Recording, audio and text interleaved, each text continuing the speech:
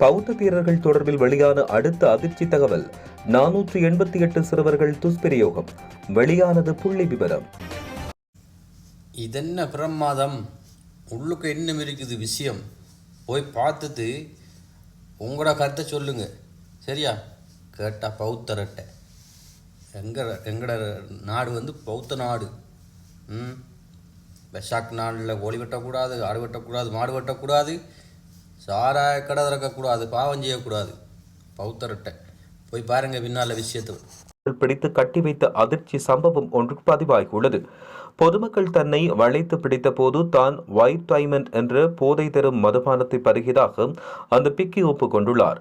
அண்மை காலமாக இலங்கையில் பௌத்த பிக்குகள் சம்பந்தப்பட்ட பல்வேறு விவகாரங்கள் மற்றும் சர்ச்சைகள் நாடு தழுவிய ரீதியில் பலத்த சமூக அரசியல் சிக்கல்களையும் விவாதங்களையும் ஏற்படுத்தியுள்ளன.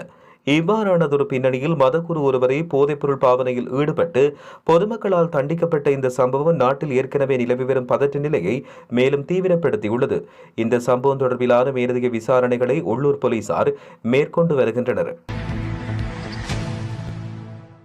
கடந்த 2018 இருந்து 2022 வரைக்கும் சுமார் 488 சிறுவர்கள் தேரர்கள் மூலம் பாதிக்கப்பட்டுள்ளமை தற்போது தெரிய வந்துள்ளது. இவ்வாறு பாதிக்கப்பட்ட சிறுவர்கள் தொடர்பான வழக்குகள் சிறுவர் பாதுகாப்பு அதிகார சபையால் பதிவு செய்யப்பட்டுள்ளது.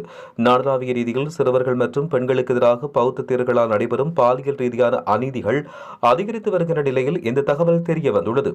அண்மையில் அனுராதபுரம் 8 புண்ணிய ஸ்தலங்களின் விகாராதிபதி சிறுமியொருவரை தவறான செயற்பாட்டுக்கு உட்படுத்திய விவகாரம் பெரும் சர்ச்சையை ஏற்படுத்தியிருந்தது. இதற்கு எதிராக யாழ்ப்பாணம் உள்ளிட்ட பல பகுதிகளில் போராட்டங்கள் முன்னெடுக்கப்பட்டன. இந்த நிலையில் பௌத்த தேரர்களை சட்டத்தின் பிடியிலிருந்து பாதுகாக்கும் வகையில் அவர்களுக்கு தனியான நீதிமன்ற கட்டமைப்பு ஒன்றை உருவாக்க அரசாங்கம் நடவடிக்கை மேற்கொண்டு வருகிறது.